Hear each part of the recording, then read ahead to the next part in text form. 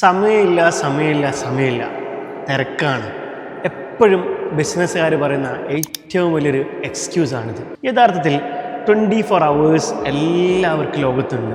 നമ്മളെ ബിസിനസ്സുകാരുടെ സമയമൊക്കെ എവിടെയാണ് പോയി പോകുന്നത് നമ്മൾ ചിന്തിക്കാറുണ്ട്. നാം പോലും അറിയാതെ നമ്മുടെ സമയം കവർന്നൊരു ബെസ്റ്റ് ഫ്രണ്ട് നമ്മുടെ കൂടെ ഉണ്ട്. അതാണ് സോഷ്യൽ മീഡിയ.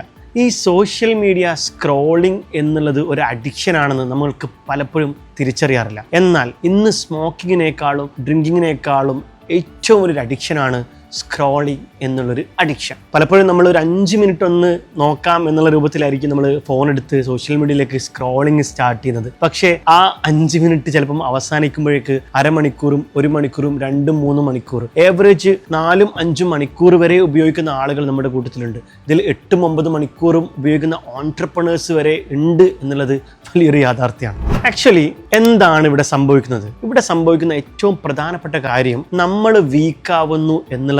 നേരെ മറിച്ച് നമ്മൾ ഈ ഉപയോഗിക്കുന്ന ഈ ആപ്ലിക്കേഷൻസ് ഒക്കെ വളരെ സ്ട്രോങ് ആണ് എന്നുള്ളതാണ് യാഥാർത്ഥ്യം. ബിഹേവിയറൽ സയൻസിലും ന്യൂറോ സയൻസിലും PhD ഉള്ള വളരെ അധികം റിസർച്ച് ചെയ്തിട്ടുള്ള ശാസ്ത്രജ്ഞന്മാരാണ് ഈ ആപ്ലിക്കേഷൻ്റെ പ്രൊഡക്റ്റ് ഡെവലപ്മെന്റിന് പിന്നിലുള്ളത്. മെറ്റയുടെ ഓരോ ആപ്പുകളും ഇങ്ങനെ മനുഷ്യന്റെ സ്വഭാവത്തെക്കുറിച്ച് സൈക്കോളജിയെക്കുറിച്ചും നന്നായി പഠിച്ചിട്ടാണ് അവർ ബിൽഡ് ചെയ്തിട്ടുള്ളത്. അതുകൊണ്ട് തന്നെ നമ്മുടെ സമയം എങ്ങനെ ഏറ്റവും കൂടുതൽ ഇത്തരം ആപ്ലിക്കേഷൻസുകളിൽ നിലനിർത്തണം എന്നുള്ളത് ഇവർക്ക് നന്നായിട്ട് അറിയാം. നമ്മൾ അറിഞ്ഞോ അറിയാതെയോ ഈ ഒരു ട്രാപ്പിൽ പോയി വീഴുന്നു എന്നുള്ളതാണ് യാഥാർത്ഥ്യം. എങ്ങനെയാണ് ഈ ആപ്പുകൾ നമ്മളെ കൺട്രോൾ ചെയ്യുന്നത്? നമുക്കൊന്ന് ഡീറ്റെയിൽ ആയിട്ട് നോക്കാം. ഇതിൽ ഏറ്റവും പ്രധാനപ്പെട്ട ഒന്നാണ് ഇൻഫിനിറ്റ് സ്ക്രോൾ. നമ്മൾ സോഷ്യൽ മീഡിയയിൽ ഇപ്പോൾ ഇൻസ്റ്റഗ്രാം ആണോ ഫേസ്ബുക്കിലാണോ നമ്മളൊരു റീല് കണ്ടു, അടുത്ത റീല് കണ്ടു, ഇതിനൊരു പരിധിയില്ലാതെ നമ്മൾ ഇങ്ങനെ സ്ക്രോൾ ചെയ്ത് പോയിക്കൊണ്ടിരിക്കുകയാണ്. ഇതിനൊരു അവസാനമില്ല. ഈ ഇൻഫിനിറ്റി സ്ക്രോൾ എന്നുള്ളത് നമുക്കൊരു അഡിക്ഷൻ ആയിട്ട് പോയിക്കൊണ്ടേയിരിക്കുകയാണ്. ഈ സ്ക്രോളിങ്ങിൽ കൂടെ നമുക്ക് എന്താണ് യഥാർത്ഥത്തിൽ കിട്ടുന്നത്? ഇത് ഡോപ്പമൈൻ ആണ്. നമ്മുടെ ശരീരത്തിനൊക്കെ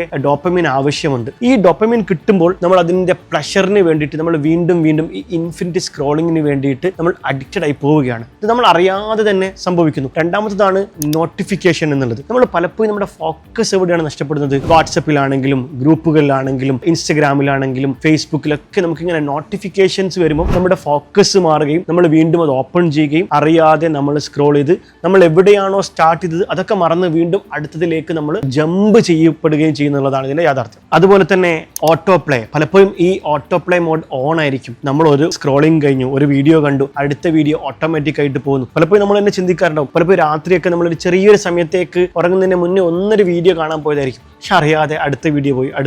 നമ്മുടെ ഇൻട്രസ്റ്റിനനുസരിച്ചിട്ടുള്ള വീഡിയോസ് നമ്മുടെ മുന്നിലേക്ക് ഇങ്ങനെ പുഷ് ചെയ്യും. ഇത് നമുക്ക് പെട്ടെന്ന് മനസ്സിലാവുന്നുണ്ടാവില്ല. പക്ഷേ നമ്മൾ അറിയാതെ ഈ അഡിക്ഷനിലേക്ക് വരികയാണ്. ഇവിടെ ഏറ്റവും പ്രധാനപ്പെട്ട പോയിന്റ് ഈ ഡോപ്പമൈൻ എന്നുള്ളതാണ്. ഞാൻ നേരത്തെ പറഞ്ഞതുപോലെ ഈ ഡോപ്പമൈൻ നമുക്ക് കിട്ടുന്നു. നമ്മളൊരു റിസ്ക് ഒന്നും എടുക്കാതെ നമ്മൾ വളരെ കാഷ്വൽ ആയിട്ട് നമ്മൾ ഒരു സോഫയിൽ ഇരുന്നിട്ടോ അല്ലെങ്കിൽ ബെഡിൽ ഇരുന്നിട്ടോ നമ്മൾ വലിയ അനായാസം കിട്ടുന്ന ഈ ഡോപ്പമൈൻ എന്നുള്ളത് നമ്മുടെ നാശത്തിലേക്കാണ് എക്സാക്ട്ലി നയിച്ചുകൊണ്ടിരിക്കുന്നത്. ഇവിടെയാണ് ഒരു ബിസിനസ് ഓണർ റാഷണലായിട്ട് ചിന്തിക്കേണ്ടതിന്റെ ആവശ്യകത. കാരണം ഇത് വരുത്തുന്ന ഡാമേജ് വലിയ തോതിൽ നമ്മുടെ ബിസിനസ്സിനെയും നമ്മുടെ പേഴ്സണൽ ലൈഫിനെയും ബാധിക്കുന്നു. ഉദാഹരണം പറയുകയാണെങ്കിൽ ഒരാൾ 2 മണിക്കൂറും 20 മിനിറ്റും ഒരു ആവറേജ് ഒരു ദിവസം സ്ക്രോൾ ചെയ്യുന്നുണ്ടെങ്കിൽ അദ്ദേഹം ഒരു വർഷം 1 മാസം തന്നെ വേസ്റ്റ് ആക്കുകയാണ് ചെയ്യുന്നത്. നമ്മൾ അത്രത്തോളം ഒന്നും ഇതിനെക്കുറിച്ച് ആലോചിച്ചിട്ടുണ്ടാവില്ല. ഈ ഒരു സ്ക്രോളിംഗ് അഡിക്ഷനിൽ നിന്ന് മാറണമെങ്കിൽ എനിക്ക് പറയാനുള്ള ഏറ്റവും പ്രധാനപ്പെട്ട point, you need to shift the mode. അതായത് നമ്മൾ ഈ സ്ക്രോളിംഗ് ചെയ്യുമ്പോൾ നമ്മളൊരു കൺസ്യൂമറാണ്. ഈ കൺസ്യൂമർ എന്ന് പറയുമ്പോൾ പലരും ചെയ്യുന്ന പല കോണ്ടന്റും നമ്മൾ കൺസ്യൂം ചെയ്ത് സ്ക്രോള് ചെയ്ത് നമ്മൾ സമയം ചെലവഴിക്കുമ്പോൾ ക്രിയേറ്റർക്ക് മാത്രമാണ് അവിടെ ബെനിഫിറ്റ് കൂടുതലായിട്ട് കിട്ടുന്നത്. കൺസ്യൂമർ പലപ്പോഴും എന്റർടൈൻമെന്റ് കണ്ടന്റുകളും അല്ല ആവശ്യമുള്ളതും ആവശ്യമില്ലാത്തതൊക്കെ സ്ക്രോൾ ചെയ്ത് കാണുമ്പോൾ നമുക്ക് ക്രിയേറ്റ് ചെയ്യാൻ ഓപ്പർച്യൂണിറ്റി ഇവിടെ നഷ്ടപ്പെടുകയാണ്. ഇവിടെയാണ് കൺസ്യൂമർ എന്നതിൽ നിന്ന് മാറി ക്രിയേറ്റർ ആവാൻ വേണ്ടി ഞാൻ നിങ്ങളെ ക്ഷണിക്കുന്നത്. കാരണം ഇവിടെ ക്രിയേറ്റേഴ്സ് ആണ് വിജയിക്കുന്നത് എന്നുള്ളതാണ് യാഥാർത്ഥ്യം. നിങ്ങളൊന്ന് ആലോചിച്ച് നോക്കൂ. നിങ്ങൾ പലരുടെയും കോണ്ടന്റ് കൺസ്യൂം ചെയ്യുമ്പോൾ അത് ക്രിയേറ്റ് ചെയ്ത ആളുകൾ ഇന്ന് അവരുടെ ലൈഫിലും ബിസിനസ്സിലും ഏത് റേഞ്ചിലേക്കാണ് അവർ വളർന്നുകൊണ്ടിരിക്കുന്നത്. അവർ പലരും പ്ലാറ്റ്ഫോമുകളിലൂടെ പൈസ സമ്പാദിക്കുന്നു, അവർ പലരും ഇൻഫ്ലുവൻസർ ആവുന്നു, പലരും അവരുടെ ബ്രാൻഡ് ബിൽഡ് ചെയ്യുന്നു, പലരും ബിസിനസ് എക്സ്പാൻഡ് ചെയ്യുന്നു, അവർ നെക്സ്റ്റ് ലെവലിലേക്ക് പോകുന്നു. നമ്മൾ പലരും ഇവരുടെ കോണ്ടന്റ് കണ്ട് അവർക്ക് ലൈക്ക് കൊടുത്തും കമന്റ് കൊടുത്തും ഷെയർ ചെയ്തും മാത്രം ഇരിക്കുമ്പോൾ നമ്മുടെ ഓപ്പർച്യൂണിറ്റി അവിടെ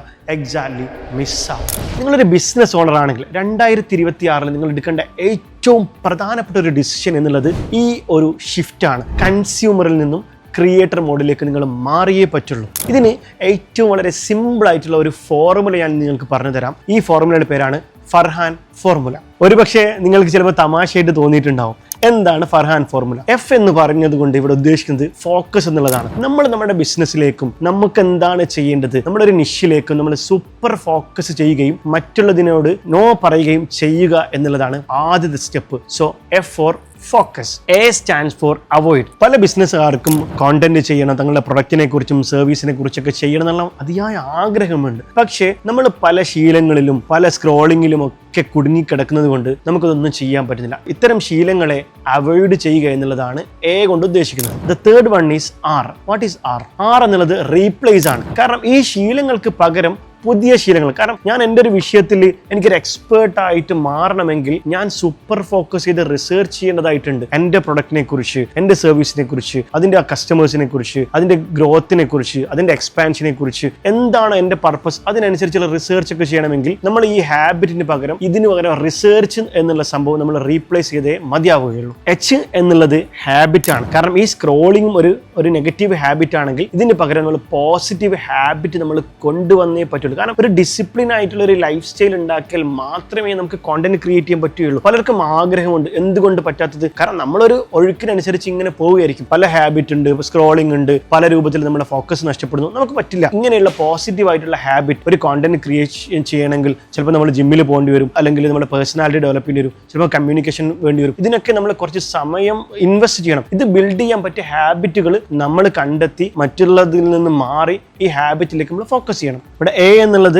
അലോക്കേറ്റ് ആണ്. കാരണം നമ്മൾ ഒരു ദിവസം അറ്റ്ലീസ്റ്റ് ഒരു ഹാഫ് ആൻ അവർ എങ്കിലും നമ്മൾ ഇതിനു വേണ്ടി അലോക്കേറ്റ് ചെയ്യണം. എന്നിട്ട് അഡ്വാൻസ് ആയിട്ട് നമ്മൾ പ്രിപ്പയർ ആയിട്ട് ഒരു അരമണിക്കൂർ നമ്മൾ കോണ്ടന്റ് ക്രിയേഷൻ ആണെങ്കിലും അതിൻ്റെ റിസർച്ചിനാണെങ്കിലും വേണ്ടിയിട്ട് സൂപ്പർ ഫോക്കസ് ആയിട്ട് ഇരിക്കുക എന്നുള്ളതാണ് ക്രിയേറ്റർ മോഡിലേക്ക് വരാൻ ഈ അലോക്കേറ്റ് കൊണ്ട് ഉദ്ദേശിക്കുന്നത്. The last one is N. N എന്നുള്ളത് കൊണ്ട് ഉദ്ദേശിക്കുന്നത് നോ നോട്ടിഫിക്കേഷൻ ആണ്. പലപ്പോഴും ഇപ്പോൾ നമ്മളൊരു ഫോട്ടോ ഫേസ്ബുക്കിൽ ഇട്ടു അല്ലെങ്കിൽ ഇൻസ്റ്റാഗ്രാമിൽ ഇട്ട് കഴിഞ്ഞാൽ നമ്മൾ ഓരോ സമയം നോട്ടിഫിക്കേഷൻ വരുമ്പോഴും നമ്മൾ പോകും. അങ്ങനെ പോകുമ്പോൾ നമ്മുടെ ശ്രദ്ധ അവിടെ മാറുകയും നമ്മൾ വീണ്ടും അവിടെ കൺസംഷൻ കൂടുകയാണ് ചെയ്യുന്നത്. ഇവിടെ നിങ്ങൾ ശ്രദ്ധിക്കണം, നിങ്ങളൊരു ക്രിയേറ്റർ മോഡിലേക്ക് വരുമ്പോൾ നിങ്ങൾക്ക് എന്താണോ കോണ്ടന്റ് അത് നിങ്ങൾ ഡിസ്ട്രിബ്യൂട്ട് ചെയ്തതിനു ശേഷം, പബ്ലിഷ് ചെയ്തതിന് ശേഷം നിങ്ങൾ നോട്ടിഫിക്കേഷനിലേക്ക് പോവാതിരിക്കുക. നിങ്ങൾ അടുത്ത കോണ്ടന്റ് ക്രിയേറ്റ് ചെയ്യാനോ അല്ലെങ്കിൽ നിങ്ങൾ നിങ്ങളുടെ ബിസിനസ്സിലേക്കോ കൃത്യമായിട്ട് ഫോക്കസ് കൊടുക്കുക. ഓരോ തവണയും നോട്ടിഫിക്കേഷനിലേക്ക് പോകുമ്പോൾ നിങ്ങളുടെ ഫോക്കസ് മാറാൻ അവിടെ സാധ്യതയുണ്ട്. അപ്പോൾ ചിലപ്പോൾ നിങ്ങൾക്ക് റീപ്ലൈ കൊടുക്കേണ്ട കാര്യങ്ങളൊക്കെ ഉണ്ടെങ്കിൽ നിങ്ങൾക്ക് അതിനായിട്ട് ഒരു സ്പെസിഫിക് ടൈം മാറ്റി വെക്കാം. അല്ലാതെ എപ്പോഴും ഓരോ തവണ നോട്ടിഫിക്കേഷന് പോകുമ്പോഴും വീണ്ടും നമ്മുടെ ഫോക്കസ് ഡൈവേഴ്സിഫൈ ചെയ്യാനും വീണ്ടും നമ്മളൊരു സ്ക്രോളിംഗ് അഡിക്ഷനിലേക്ക് പോകാനും അത് കാരണമാവും. So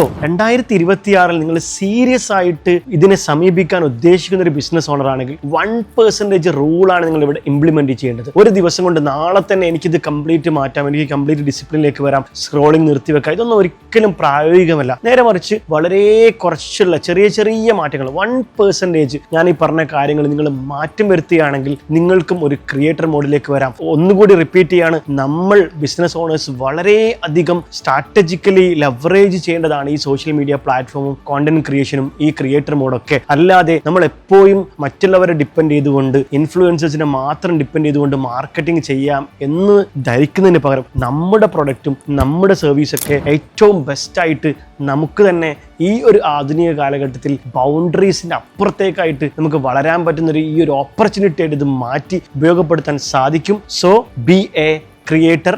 Say no to scrolling.